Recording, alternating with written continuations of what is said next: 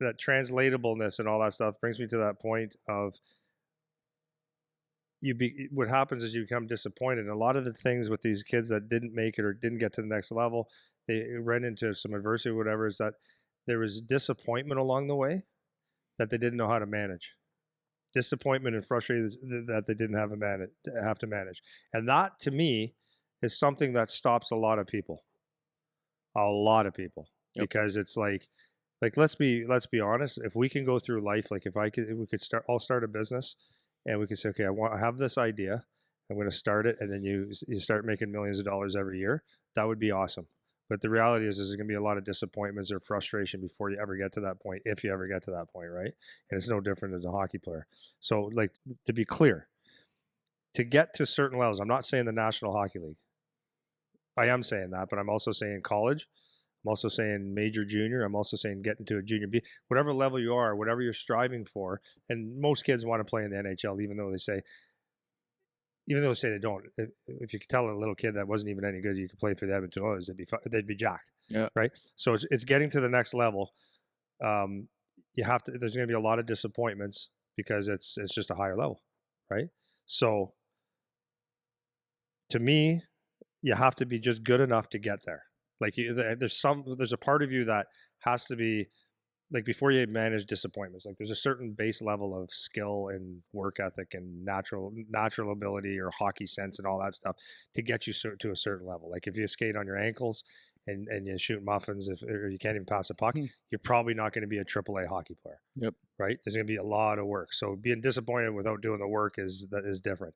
From getting from AAA to maybe junior B or junior A, like the next level, I'm not talking major junior yet, but I'm just getting there.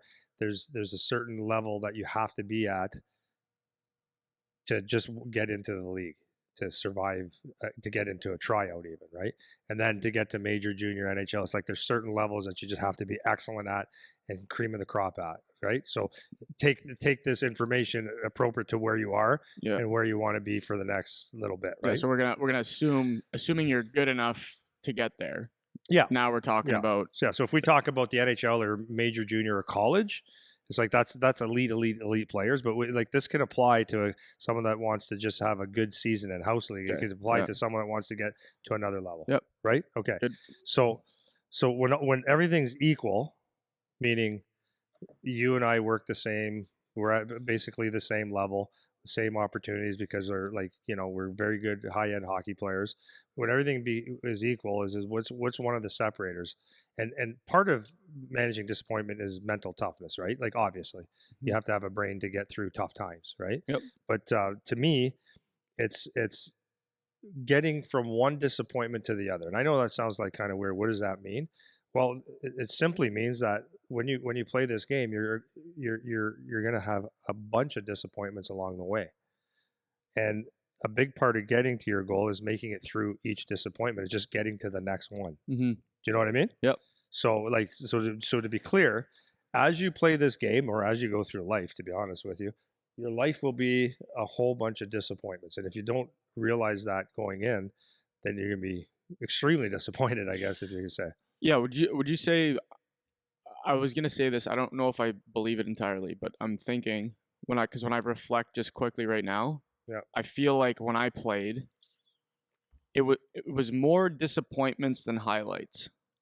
Right? 100%. So I got an example before you go there. Yep. I was talking to, actually, I'm going to be talking about Eric Wellwood in a second, but Eric Wellwood coaches in the Leaf system in the East Coast League. Mm-hmm.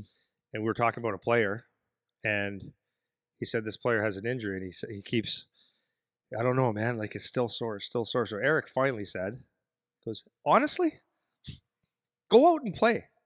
Because if you think you're going to feel good every time you go out and play, you're wrong. You're only going to feel good as a professional hockey player 7 or 8 games a year. Yeah. So get over it. You're going to have to feel uncomfortable for a while.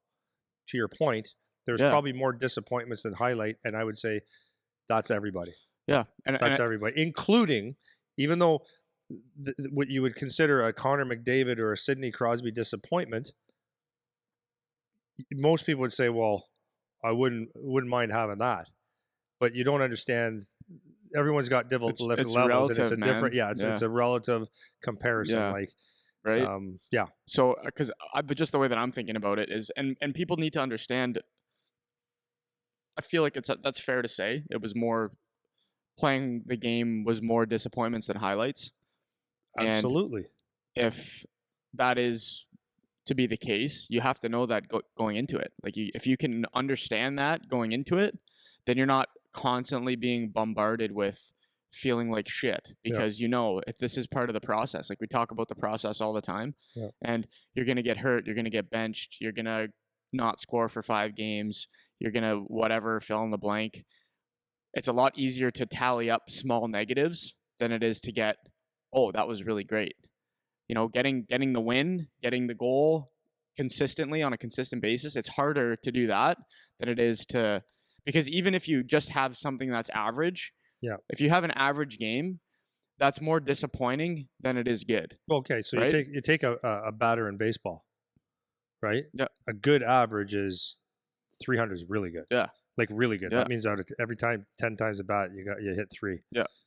There you go. That's right. That's a really successful hitter. Exactly. Very successful. So sorry. Yeah, no, that's it. So that's it, right? Like that's a success is going 3 for 10. Yeah. So when you put it in that context, it's like, and you can, that is replicated everywhere. Like you can see it everywhere. Like what's a good power play percentage? 25. That's really good. Right? Yeah. Like what, all of these things, when you're getting a bunch of wins in a row, it's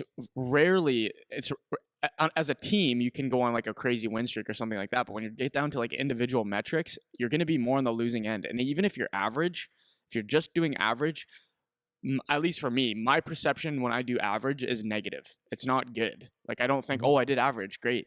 Mm-hmm. You know, you don't only think that you did well if you're like 75% and up kind of thing, right? Yeah. If you're 75% and down, it's like, or it's like, wow, that was really shitty. So the how you can skew the way you think about it is always going to be towards the negative, you know? So your perception of what is a disappointment is going to happen way more often than having a positive experience with whatever you're doing, because just being average is going to be perceived as disappointing, because you don't want to be average. You want to be better than average, you know, but the average is the average. That's what's going to happen most of the time. So your perception, go ahead. Sorry. It's okay. Your perception of disappointment is just going to be way more. That ratio is going to be way more skewed towards that.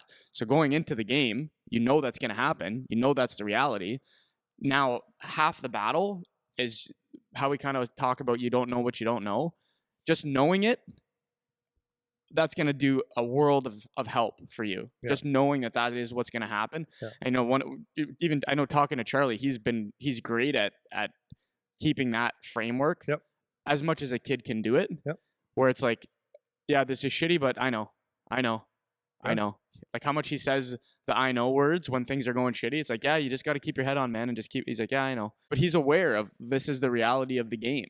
You know, so as a kid, like starting to come up, I know I'm starting to ramble, but it's just as a kid starting to come up, like you got to know, you got to know that it's coming, right? Yeah. Well, just to ramble a little bit more, is that you look at a hockey game, right? How many, if you get 10 shots on net, how many times you score? Yeah. Right. If in sales, the average is for you to say yes to something, I got to ask you 7 times.